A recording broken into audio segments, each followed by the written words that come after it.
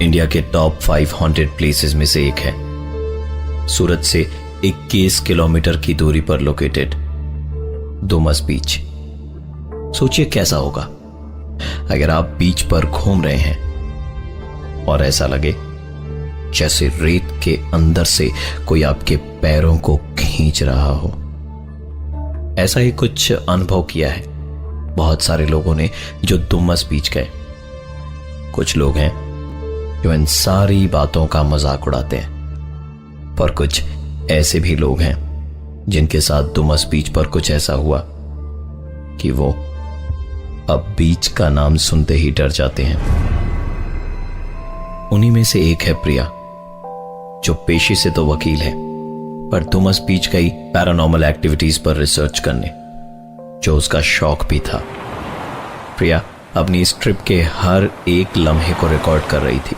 यहां आए उसे 5-6 घंटे से ऊपर हो गए थे, पर अभी तक उसने यहां कुछ भी ऐसा महसूस नहीं किया जिससे वो कह सके कि यह बीच सच में हॉन्टेड है। 2 चीजें जो उसे बड़ी अजीब लगी वो थी बीच पर क्रिमेशन ग्राउंड, यानी वो जगह जहां मुर्दों को जलाया जाता है, और दूसरी यहां की काली मिट्टी। शायद ये दोनों चीजें ही हैं जो इस जगह को डरावना बनाती है। अदरवाइज प्रिया को ये बीच बाकी के सी बीचेस की तरह ही लग रहा था। जब से प्रिया यहां आई थी उसे तलाश थी एक बच्चे की जो इस बीच पर बलून बेचता है, क्योंकि उसने इंटरनेट ब्लॉग्स में पढ़ रखा था कि इस बच्चे से अगर लोग बलून खरीदते हैं तब तो ठीक, पर अगर खरीदने से मना कर दे तो उनके साथ कोई ना कोई हादसा जरूर होता है, क्योंकि ये बच्चा उन आत्माओं में से एक है जिसे इस बीच पर लोगों ने कई बार देखा है।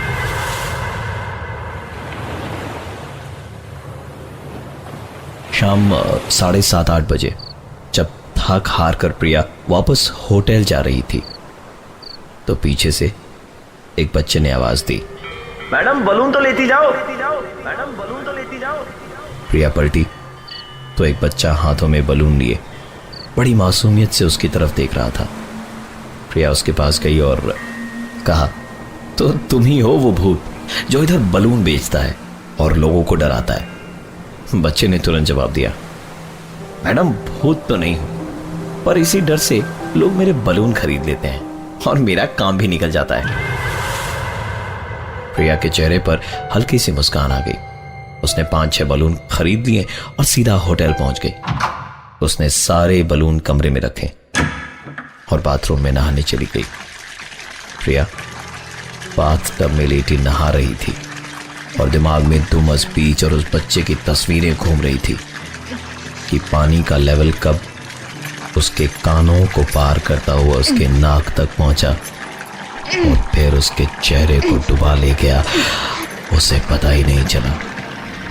प्रिया पानी के अंदर हाथ पांव मारती रही, चटपटाती रही। उसे ऐसा लग रहा था मानो कोई उसे अंदर से खींच रहा हो। वो चाह कर भी अपने चेहरे को बाथटब से बाहर नहीं निकाल पा रही थी कि तभी अचानक प्रिया तुरंत बाथटब से बाहर निकली और अपने कमरे में आ गई। कमरे में पंखा चल रहा था, इसलिए वहां पड़े बलून हवा में उड़ रहे थे। प्रिया ने तुरंत कमरे का पंखा बंद करके एसी ऑन कर दिया। डुमस बीच तो नहीं, पर प्रिया को अपना ये कमरा हॉन्टेड लग रहा था, इसलिए उसने तुरंत अपना कैमरा ऑन करके उसे रिकॉर्डिंग मोड में डाल दिया। प्रिया ने अपना डिनर कंप्लीट किया और जल्दी जल्दी सोने चली गई। देर रात उसकी नींद टूटी बलून की आवाज से। प्रिया ने कमरे की लाइट जलाई तो वो आवाज उसने ठीक अपने कान के पास में सुनी, जबकि बलून उससे काफी दूर थे। और इस तरह की आवाज तभी आती है जब कोई बलून पर अपने हाथ फिराता हो। लेकिन इस वक्त कमरे में प्रिया के अलावा और कोई नहीं था। उसने तुरंत अपनी हेयर पिन निकाली और एक एक करके सारे बलून फोड़ने शुरू किए। जब उसने आखिरी बलून फोड़ा तो एक आवाज उसने अपने कानों में साफ साफ सुनी। प्रिया ने तुरंत अपना वीडियो कैमरा चेक किया तो देखा जब वो आखिरी बलून फोड़ रही थी तब कोई ठीक उसके पीछे खड़ी थी। प्रिया जिस पैरानॉर्मल एक्टिविटी पर रिसर्च करने आई थी वो उसके सामने था। इससे पहले कि प्रिया कुछ सोच पाती उसके कमरे का लैंडफोन बजा। दूसरी तरफ से आवाज आई, madam it's a wake up call, आपने कहा था कि 1 बजे उठा देना। घड़ी की तरफ नजर गई तो रात के 1 बजे थे। दरअसल दिन में प्रिया को डुमस बीच पर उसके हॉन्टेड होने का एहसास ही नहीं हुआ था, इसलिए उसने देर रात डुमस बीच का चक्कर लगाने की सोच रखी थी। कैमरा, टॉर्च जैसे काम के सामान लेकर प्रिया रात के अंधेरे में ही बीच की ओर निकल पड़ी। जैसे जैसे वो आगे बढ़ रही थी समंदर की आवाज और तेज होती जा रही थी। बेखौफ सी प्रिया जब बीच पर पहुंची तो उसने अपने पीछे से आती एक आवाज को सुना। प्रिया जैसे ही पलटी कि कुछ कुत्तों ने उसे दौड़ाना शुरू कर दिया। दौड़ते दौड़ते पलटकर प्रिया ने टॉर्च की रोशनी में देखा तो उसे कोई कुत्ता नजर नहीं आया, पर कुत्तों की आवाज जरूर आ रही थी। भूतों से जितना डर प्रिया को नहीं लगता था उससे ज्यादा उसे कुत्तों से लगता था, इसलिए वो तब तक दौड़ती रही जब तक वो आवाजें बंद नहीं हो गई।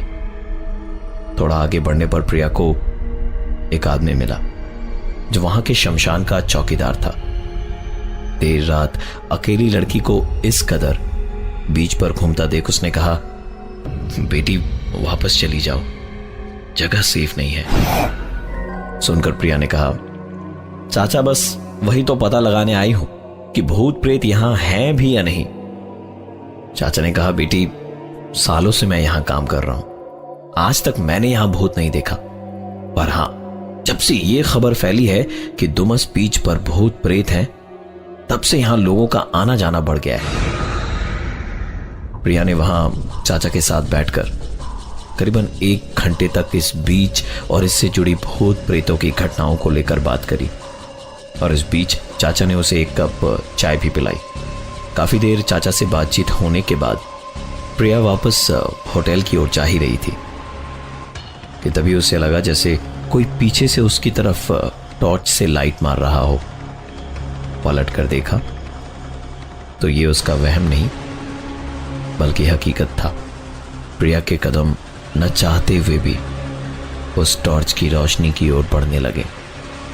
धीरे धीरे वो समंदर के इतने नजदीक आ गई थी कि समंदर की लहरें उसके पांवों को छूने लगी।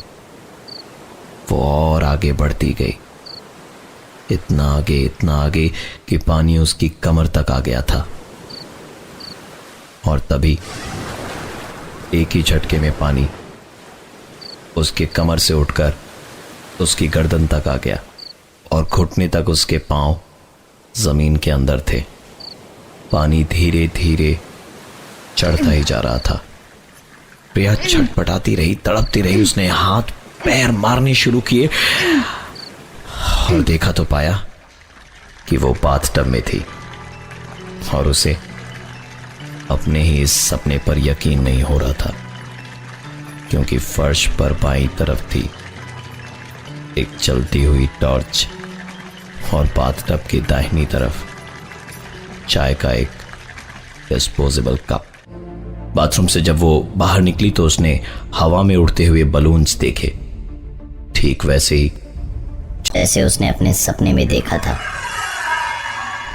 प्रिया ने हेयर पिन निकाली और 5 बलून फोड़ दिए, पर छठे वाले को छोड़ दिया, क्योंकि अपने सपने में जब उसने छठे बलून को फोड़ा था तो बलून फटने की नहीं, किसी के हंसने की आवाज आई थी। और जब वीडियो देखा था तो उस वीडियो में उसके ठीक पीछे कोई था। प्रिया ने छठे बलून को साइड रखते हुए कहा, मैं जानती हूं तुम मुझसे क्या करवाना चाहती हो। और तभी कमरे का फोन बजा, ठीक वैसे जैसे उसके सपने में बजा था। प्रिया ने फोन का तार निकाला और अपना कैमरा, टॉर्च सब लेकर बीच की ओर निकल पड़ी। समंदर प्रिया के बिल्कुल नजदीक था और ठीक उसके सपने की ही तरह उस मोड़ पर उसे अपने पीछे वो आवाज सुनाई दी। इस बार प्रिया ने पलट कर नहीं देखा, थोड़ा और आगे गई तो ठीक उसके सपने की तरह उसे अपने पीछे भागते हुए कुत्तों की आवाज सुनाई दी। प्रिया इस बार न तो मुड़ी, न ही उसने भागना शुरू किया। वो सारी गलतियां जो उसने अपने सपने में करी थी, वो उन सारी गलतियों को इस बार अवॉइड कर रही थी। थोड़ा आगे गई तो उसे शमशान घाट के वही चाचा दिखाई दिए। प्रिया ने कहा, क्यों चाचा, आपकी चाय तो तैयार हो गई होगी। चाचा ने कहा, तैयार हो गई है, पियोगे क्या? इस बार प्रिया ने कहा, नहीं चाचा, मुझे देर हो रही है, वापस जाना है। समंदर की आवाज अब प्रिया से धीरे धीरे दूर जा रही थी।